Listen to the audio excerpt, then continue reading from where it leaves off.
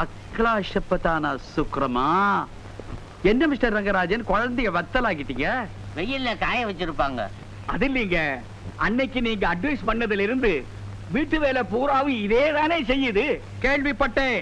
ஊர் ஜனம் எல்லாம் சேர்ந்து என்கிட்ட சொல்லுச்சு, காலையில உங்க டாக்டர் எழுந்ததுக்கு அப்புறம் தான் கோழியே கூவுதான், தண்ணி தெளிச்சு சாணியில கோலம் போடுதான், சாதம் வடிக்குதான், ரசம் வைக்குதான். மாமா மாப்பிள, இதை விட ஒரு அதிர்ச்சியான சமாச்சாரம் கேள்விப்பட்டனே. காலையில எழுந்த உடனே அடுப்ப பத்தாச்சு அப்பளம் பொறிக்குதான், அந்த அளவுக்கு போயிட்டுது. குழந்தை அப்பளம் பொறிக்குது. இதெல்லாம் கேக்குறப்போ என் மனசு எந்த சந்தோஷப்படுது தெரியுமா?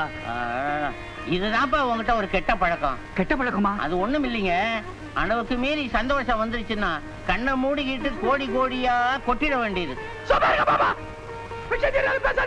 குழந்தை, உனக்கு என்ன வேணுமோ கேளுமா, தரேன். இமிடியட்டா தரேன். உங்க அன்பு இருந்தா அதுவே போதும். அவரிடம் இருப்பது அது ஒன்றுதானே.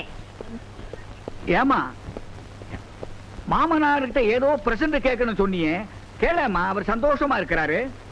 அது வந்து அங்கிள். என்னம்மா? ஜப்பான்ல இருக்கிற இவருடைய ஃபேக்டரி உனக்கு வேணும்னு சொல்றியா? அதுக்கெல்லாம் நம்ம ஆசைப்படக்கூடாதுமா. Why not? Why not, mister Rangarajan? பரந்த உள்ளம், குழந்தை உள்ளம். குழந்தை கேக்குது. ஏமா, அந்த ஃபேக்டரி தானே வேணும்? ஆமா அங்கிள். எடுத்துக்கோ, எடுத்துக்கோ அந்த ஃபேக்டரியை. ஏன் சார், இது என்ன பர்மா பஜார்ல விக்குது எடுத்து கொடுக்கறதுக்கு? அதானே.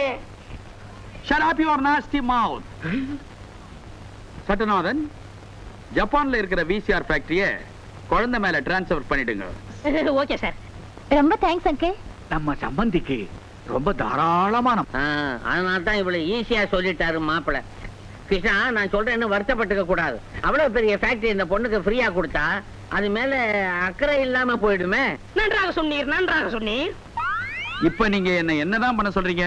கிருஷ்ணா, பத்திர செலவையாவது அவங்க ஏத்துக்கிட்டாதான் ஃபேக்டரி மேல பொறுப்பு வரும்.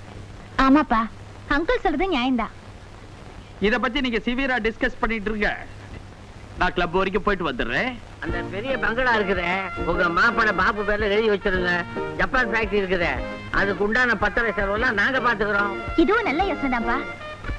எப்படியோங்க, அந்த ஜப்பான் ஃபேக்டரி என் பொண்ணுக்கு கிடைச்சா போதும். நீங்க சொன்ன மாதிரியே என் பங்களாவை என் மாப்பிள்ளை பேர்ல எழுதி வச்சிடறேன். அப்போ நாங்க